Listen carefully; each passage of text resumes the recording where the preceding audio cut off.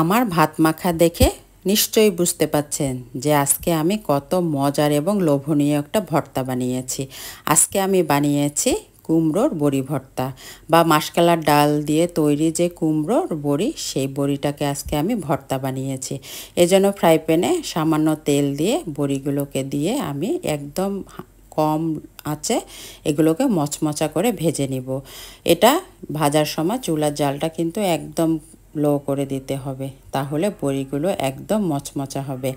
আর আমি কয়েকটা শুকনো লাল মরিচও কিন্তু একদম মচমচা করে লাল লাল করে ভেজে নিয়েছি। এগুলো আমি এখন বাটনের মধ্যে বেটে নিব।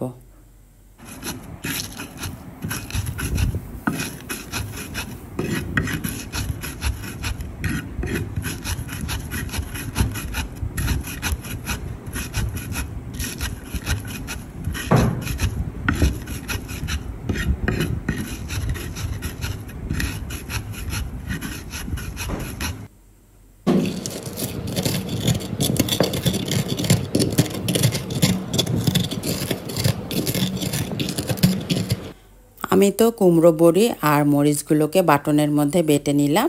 আপনারা ইচ্ছে করলে এটা কিন্তু শিলপাটার মধ্যে বেটেও ভর্তাটা তৈরি করতে পারেন। এই যে আমি আধা ভাঙ্গা করে বড়িগুলোকে নিয়ে নিলাম। এই যে সুন্দর করে বেটে আমি কিন্তু এখানে কুচি করা কাঁচা পেঁয়াজ দিয়ে দিব, আর একটু সামান্য সরিষার তেল দিয়ে দিব, আর একটু ধনেপাতা দিয়ে দিব, দিয়ে খুব ভালো করে এটাকে মেখে নিব। আর এই ভর্তাটা এত মজার, যখন ভাত দিয়ে এই ভর্তাটা খেয়েছি দাঁতের নিচে যখন এই কাঁচা পেঁয়াজ আর বড়িটা তো অনেক মচমচা ছিল, দাঁতের নিচে পড়েছে, খেতে এত ভালো লেগেছে। আপনারা কিন্তু বাসায় একবার হলেও ট্রাই করবেন, দেখবেন খেতে খুব মজার।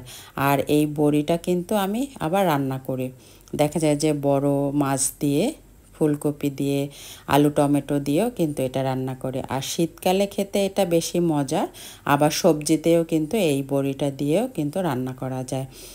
আর আমি কিন্তু এটা যেভাবেই রান্না করি না কেন, আমার কাছে খেতে খুব বেশি ভালো লাগে। আর ভর্তাটা খেতেও অসম্ভব মজার, তাই আপনাদের সঙ্গেও ভিডিওটা শেয়ার করলাম। আমার তো ভর্তা বানানো শেষ, আমি একটা বাটিতে উঠিয়ে নিলাম। এখন আমি একটু বাটনের মধ্যে ভাত মেখে নিব। আর এই ভাত মাখাটা খেতে কি যে মজার! এই যে ভাত নিয়ে এখানে সামান্য সরিষার তেল আর লবণ দিয়ে ভাতটা কিন্তু মেখে নিলাম। মজার একটা খাবার, যদি কখনো না খেয়ে থাকেন একবার হলেও ট্রাই করবেন। সবাই ভালো থাকেন, সুস্থ থাকেন। আল্লাহ হাফেজ।